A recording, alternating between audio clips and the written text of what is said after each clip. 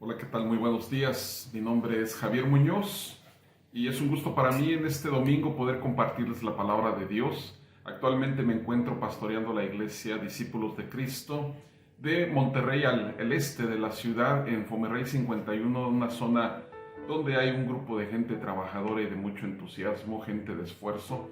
Y ahí estamos sirviendo con mi esposa y mis hijos en lo que va prácticamente un año, 2 años participando. Y bueno, quiero que me conozcan, soy de formación ingeniero industrial y tengo relación muy bonita ahí con la gente de Aguascalientes, puesto que tengo un hijo también nacido en la ciudad de Aguascalientes. Estuve trabajando hace varios años, muchos años, por allá en esa ciudad de la gente, la tierra de la gente buena, Aguascalientes, y me parece como una segunda casa también para mí. Así que es un placer, hermanos, el poder compartirles esta mañana acerca de lo que Jesús nos quiere hablar y quiere hablar a tu corazón.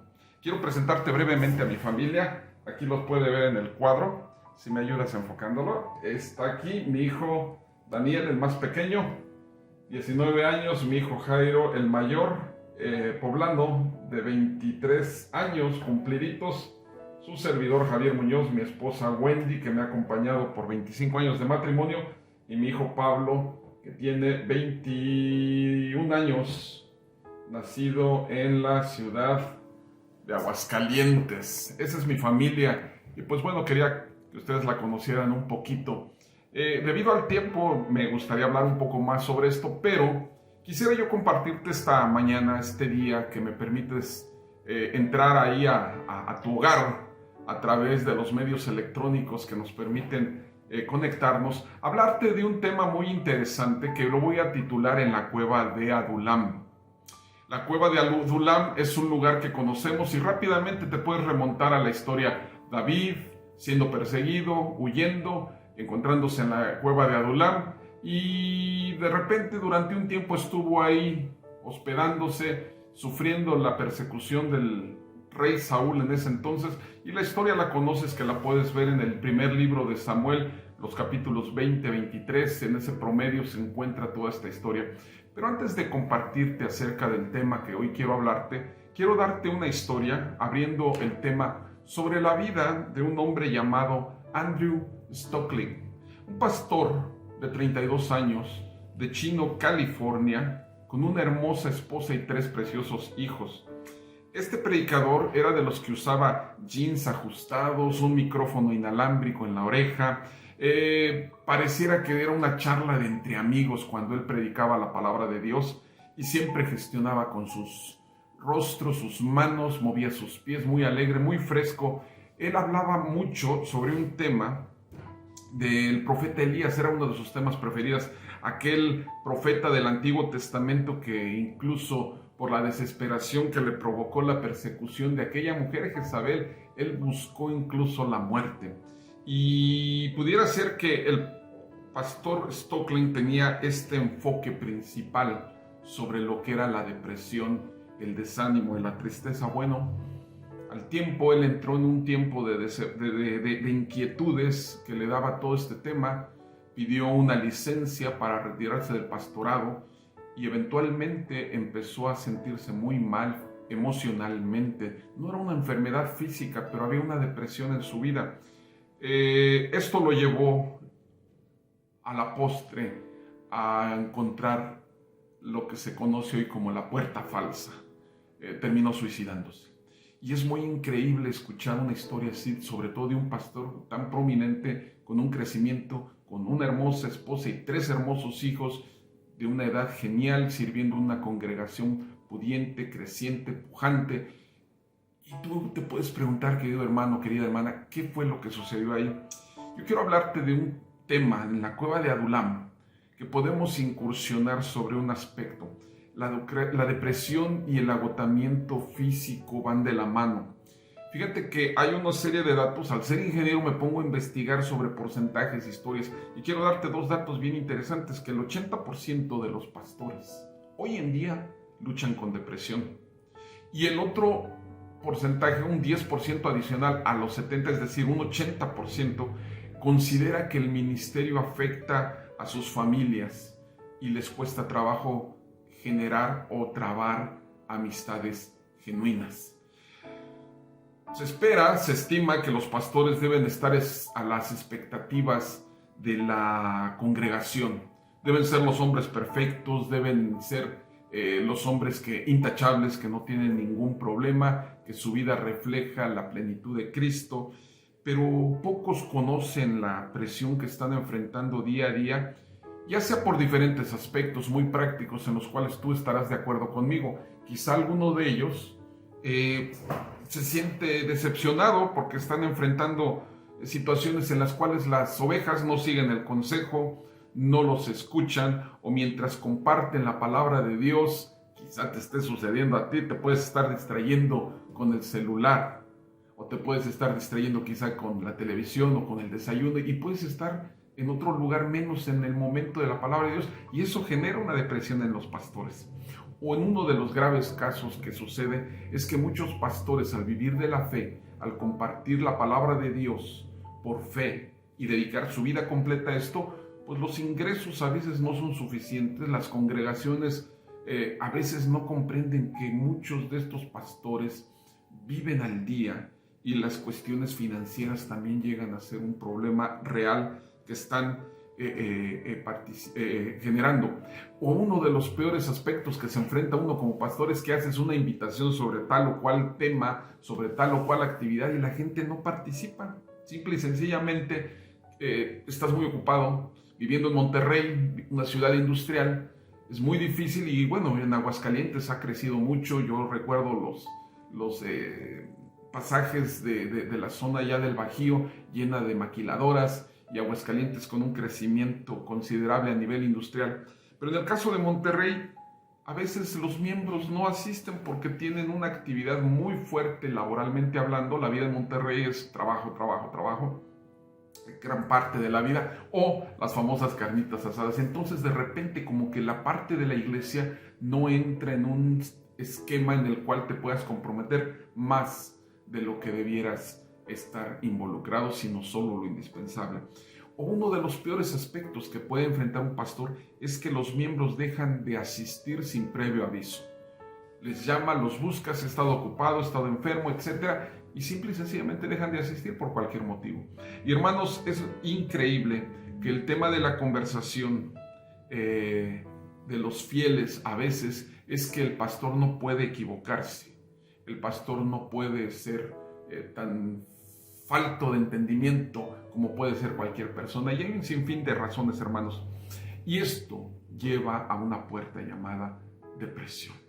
La depresión, hermanos, es la brecha que diríamos, la podríamos definir en una brecha, un espacio que se abre entre lo que deseamos y lo que experimentamos.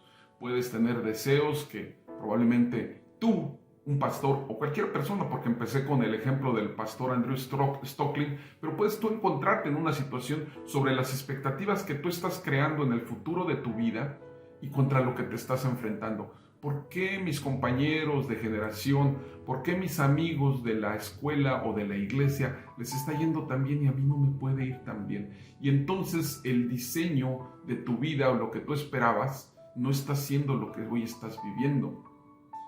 Se puede interpretar de mil formas. Tengo un pariente que toda la vida se pasaba diciendo entre sus conversaciones: cuando sea grande, cuando tenga dinero, cuando pueda hacer tal o cual cosa. Y pasaron los años y eso nunca sucedió porque no hizo nada al respecto para que esas cosas sucedieran. Y eso te genera invariablemente una depresión. Y es, como te digo, una brecha entre lo que deseas contra lo que experimentas, entre tu sueño ideal y tu vida actual, entre la vida que deseas y la vida que estás viviendo. Y muchas veces, al ignorar esta brecha, pensamos que se irá esta situación en algún momento de nuestras vidas, pero no va a suceder eso, hermanos. El día que, por ejemplo, una persona no cumple tus expectativas, el día en que la persona con la que formaste tu vida o decidiste casarte no está al nivel de lo que tú esperabas, muy probablemente puede ser una causa de desmoronamiento emocional. Enfocamos, hermanos, entonces nuestra supuesta relación con Dios, con algún grupo, con una persona, con un ser humano, con el grupo de amigas, y eventualmente ese grupo te puede fallar y el día que te falle te quedas sin nada porque buscaste a Dios pensando que a través de esos grupos podrías lograrlo. Y no está mal el relacionarnos, es de hecho una necesidad relacionarnos, pero que tu enfoque sea más la actividad social que la actividad espiritual. Es ahí donde vas a empezar a encontrar serios problemas. Y la situación espiritual suena como algo místico, pero yo te quiero decir, hermano, la situación espiritual es realmente tu comunión diaria con Dios, es realmente tu compañerismo con Dios. Yo te preguntaría entonces, bajo esta perspectiva, hermanos, ¿qué es lo que sostiene tu fe? Y contéstalo ahí, te doy unos segundos. ¿Qué es lo que sostiene tu fe? Segunda pregunta, ¿en qué lugar se encuentra tu relación con Jesucristo? Y yo estoy escuchando ya desde este momento en la primera y todo eso. Y yo te diría, no, hermano, haz un fuerte análisis. Muchas personas dicen que su relación primera es con Cristo, pero no es cierto, hermanos. Ponen prioridad su trabajo, ponen por prioridad sus relaciones sociales, ponen en primer lugar el éxito profesional, ponen en primer lugar la persona con la que emocionalmente se están relacionando y desplazan eventualmente el lugar que le corresponde a nuestro Señor Jesucristo. Y te voy a hacer una tercera pregunta. ¿Qué importancia tiene el plan de Dios para tu vida? Si acaso lo has considerado. Porque yo quiero decirte, hermano, Dios tiene un plan especial y maravilloso para tu vida. Te pregunto, ¿siquiera te has interesado en conocerlo? Y sabes perfectamente hacia dónde te diriges y cuál es el objeto de tu adoración a Dios. Son preguntas que necesitamos respondernos. Quiero que me acompañes brevemente porque yo sé que es un mensaje corto y el tiempo lo vamos a aprovechar al máximo. Hay una historia larga que contar, pero tú sabes lo que sucedía con David.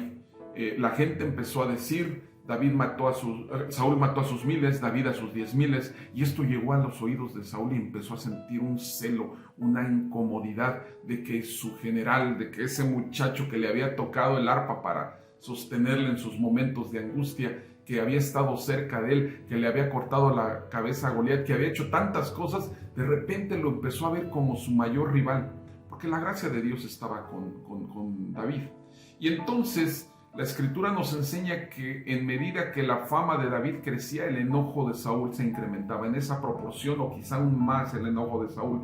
Finalmente David sale huyendo y entonces nos encontramos en un pasaje ahí en el primer libro de Samuel, capítulo 21, versículo 10, que lo voy a leer rápidamente, y dice: David se levantó y huyó aquel día de Saúl y se fue a donde estaba Aquis, rey de Gat. Pero los siervos de Aquis le dijeron: ¿no es este David el rey de la tierra? ¿No cantaban de él las danzas diciendo: Saúl mató a sus miles y David a sus 10,000?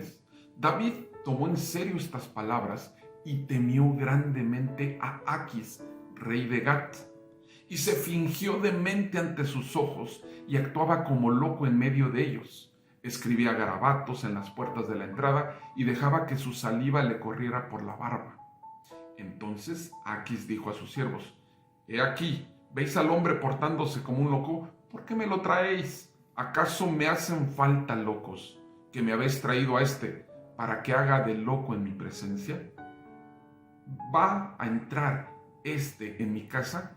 Y esa fue la forma en cómo David, ante un rey que en otras condiciones hubiese sido raído por la fuerza y el ejército de David, pero en ese momento él supo que la vida de David y la cabeza de David había sido puesta en precio y no tenía el respaldo de su ejército, sino más su espada y su presencia. Se tuvo que hacer el loco. Si tú vas al capítulo 22, versículo 1, dice: David se fue de ahí, estando de Aquis, aquel rey, y se refugió en la cueva de Adulam.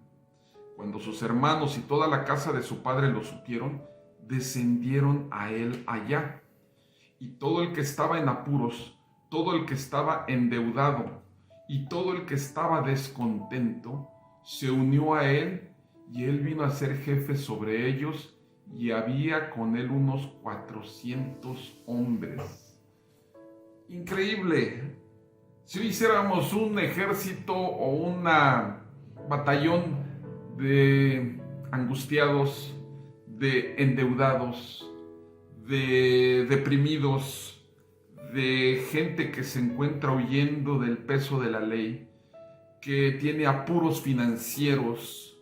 Yo creo que juntaríamos más de 400 hombres, hermanos, y mujeres. Juntaríamos un ejército incontable. Pero fíjate lo que sucedió con David. Él tomó esto como una increíble enseñanza. Él estaba en una depresión definitivamente. La cueva de Adulam es la cueva del dolor, es la cueva de la oscuridad. La cueva de Adulam es la cueva, de la desesperación, de la angustia, ¿sí? De la depresión total. Y quiero decirte que con todo y eso, 8 fueron los salmos que David compuso como fugitivo en la cueva de Adulam. Salmo 34, Salmo 57 y Salmo 52, por mencionarte 3 de aquellos 8. En aquel lugar donde pudo esconderse y reunirse los pedazos rotos de su vida, porque el profeta lo había ungido y él sabía que habían promesas. El profeta Samuel lo había ungido y entonces sabía que habían promesas para la vida de David. Eso lo puedes ver en primer libro de Samuel, capítulo 16, 12 y 13. Sabía que habían promesas, pero él en ese lugar frío, oscuro, lleno de afligidos, una literal cripta, un literal encierro en un lugar de muerte, en una fosa, en un panteón casi. Ahí fue donde Dios le dio unos salmos profundos, en los cuales los vamos a compartir en breve. Ese lugar es ahí donde Dios templó su confianza.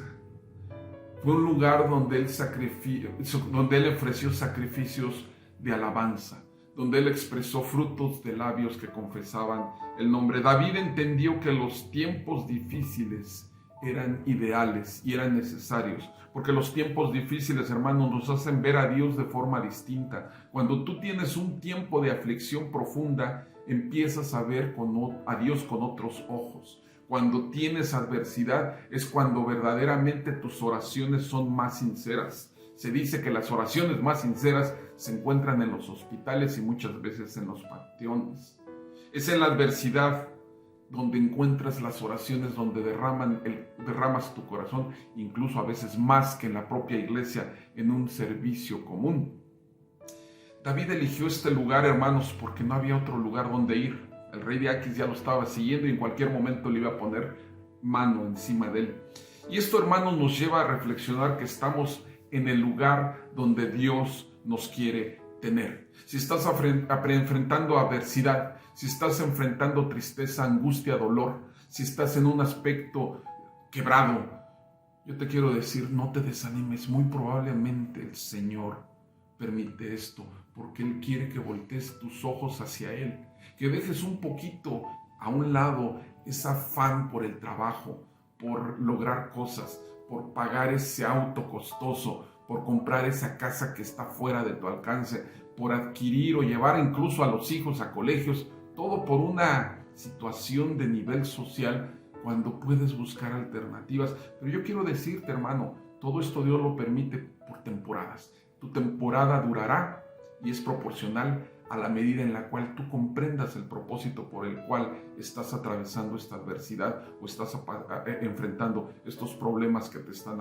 aquejando, hermanos. Es una temporada que Dios está usando para templar tu confianza. Es una temporada que Dios está usando para fortalecer tu vida. Las pruebas son la zona en donde nos encontramos perdidos, donde no sabemos qué hacer, donde se nos van las fuerzas y donde nuestras ideas se acabaron, pero es en donde Dios quiere cambiar nuestra vida, es donde Dios empieza a obrar en nuestra vida. Las heridas entonces que tenemos a veces vienen incluso de las personas más cercanas a nuestra vida. Sentimos que la confianza se pierde porque la crisis llega al interior de nuestra propia ser, de nuestro propio hogar, también de nuestra propia iglesia, de tu propia vida y por tus propias decisiones, y te encontrarás en un momento a otro en la cueva de Adulam. Pero ¿sabes qué? Tendrá un propósito. Si esto viene de Dios, entonces Dios podrá quitarte eso que estorba de tu vida, sea ese orgullo mal infundado, esa autosuficiencia, ese sentir yo todo lo puedo, nada me detiene, esa forma de sentirte invulnerable. Tu independencia y tu autocontrol serán cosas que Dios quitará para que pueda Él obrar en tu vida.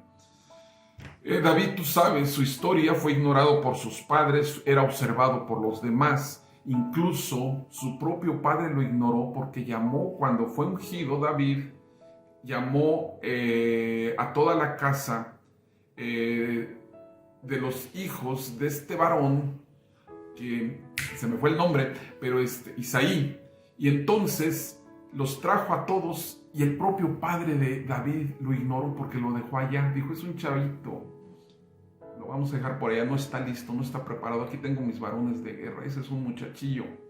Pero de todos ellos David era el más valiente y vio Dios el corazón de David. Debes pensar que Dios ve el corazón, no ve la condición humana, no ve tu fuerza, no ve tu corpulencia, sino ve tu corazón. Más tarde, David logra estos éxitos, logra casarse con Mical, la hija de Saúl, como parte de la promesa y del botín que le ofrecieron al haber conquistado aquella lucha contra Goliat. Y Mical lo desprecia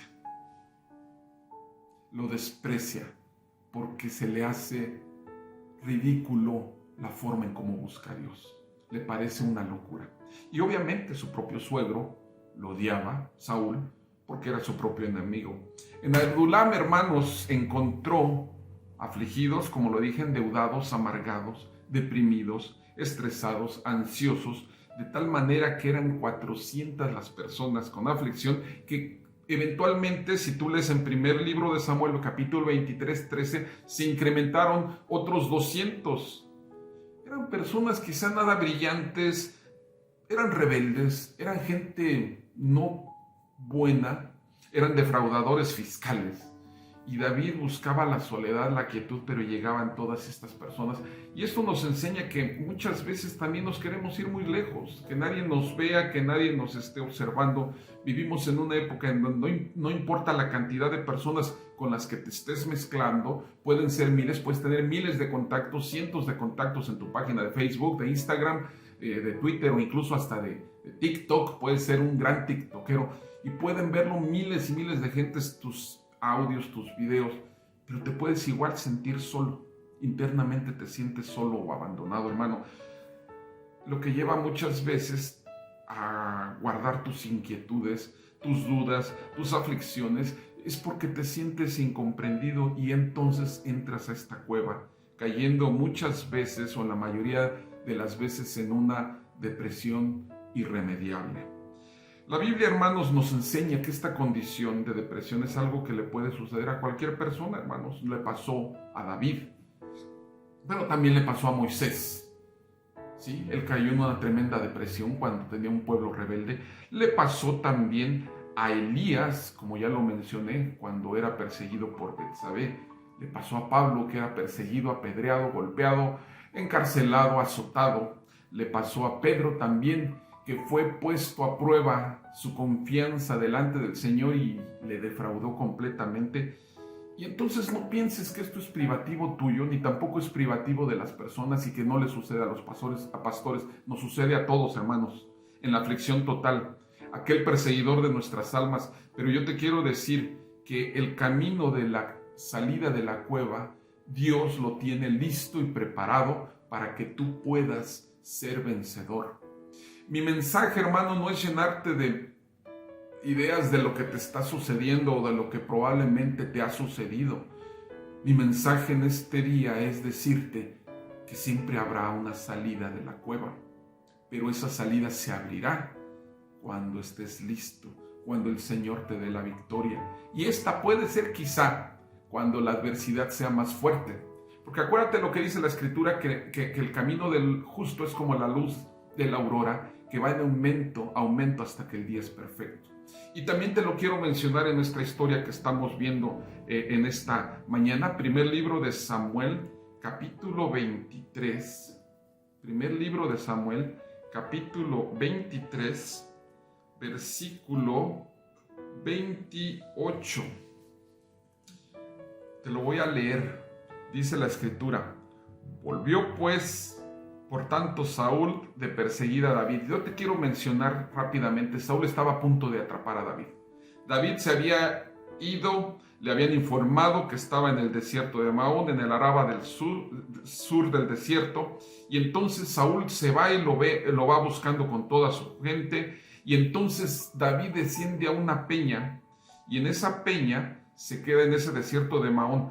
Cuando escucha esto Saúl, dice el versículo 25, siguió a David al desierto de Maón.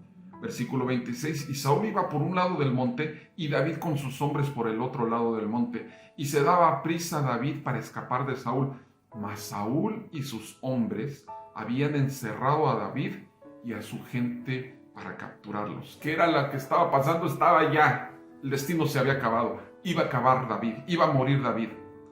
Pero él tenía confianza en Dios, de que Dios lo iba a sacar adelante, de que Dios le iba a dar una respuesta. Versículo 27. Entonces vino un mensajero a Saúl diciendo: ven luego, porque los filisteos han hecho una irrupción en el país. Saúl en ese momento, como jerarca y monarca, dijo: mi orgullo o mi nación. Y dijo: ni hablar, dejaré a David para otra ocasión. Además lo tengo a tiro de piedra. Y entonces se regresa y sale. Y entonces dice la Escritura, versículo 28, que es donde quiero decirte. Aquí está la respuesta de parte de Dios para tu vida. Volvió por tanto Saúl a perseguir a David y partió contra los filisteos. Por esta causa pusieron aquel lugar por nombre Selah Jamalecot. Qué bonito suena, ¿eh? Y tú dices: ¿y eso qué? Bueno, yo te quiero decir, querido hermano, querida hermana. Versión NTV de la Biblia nos dice: entonces Saúl dejó de perseguir a David y regresó para luchar contra los filisteos. Desde entonces el lugar donde David acampó se llama Roca de Escape. Selah es la expresión que vemos en los salmos de reposo. Jamalecot, rescate. La roca de la separación, la roca de la huida. Y como dice la NTV, roca de escape.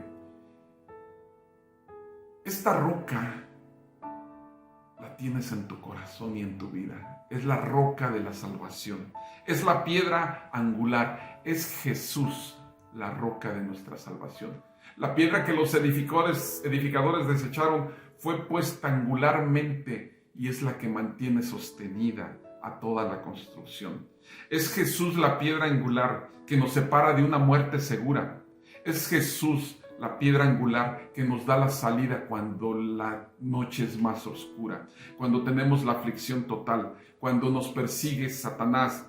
Nunca estarás solo en un lugar que no sea exactamente donde Dios quiere que estés. La cueva de Adulam es donde Dios quiere trabajar en tu corazón, en tu vida, y nunca encontrarás una depresión que Dios no alcance y quite y que se haya cumplido el propósito por el cual lo has enfrentado. Dios te prueba y te prueba no para reprobarte, sino para aprobarte. El Salmo 142, del 1 al 7, nos expone la depresión de David, pero expresa un sacrificio de alabanza, una melodía que se eleva hasta la eternidad. Jesús es nuestra respuesta. Jesús siempre ha estado ahí. Jesús estará a tu lado en medio de la prueba de Adulam. Jesús tendrá un cuidado en tu vida. Para todos nuestros hermanos que se encuentran en aquella región de Ucrania, de esa invasión tremenda en este tiempo, Jesús es Selah Jamalecot, la roca de la separación, la roca del escape, la roca de la huida. Jesús es nuestra respuesta, queridos hermanos, y yo oro en esta mañana y en este día, porque la roca de la salvación te muestre el tiempo de tu prueba y el tiempo de tu aflicción, y sepas que Él estará contigo siempre en cualquier necesidad y bajo cualquier situación. Que el Señor te bendiga, querido hermano. Saludo enorme a la tierra de la gente buena, una ciudad maravillosa que me acogió en un tiempo maravilloso, Y quiero decirte, hermano, el Señor permita que un día por ahí nos permita estar ahí en aquella congregación y podamos compartirte nuevamente la palabra de Dios. Te mando un fuerte saludo, hermano. Que el Señor te bendiga, que el Señor te guarde, que Jehová haga resplandecer su rostro sobre de ti y que tenga de ti misericordia y tú tengas también encuentres en él paz. Señor te bendiga, hermano. Soy Javier Muñoz, pastor de la iglesia Discípulos de Cristo en Monterrey. Te mando un fuerte abrazo. Dios te bendiga.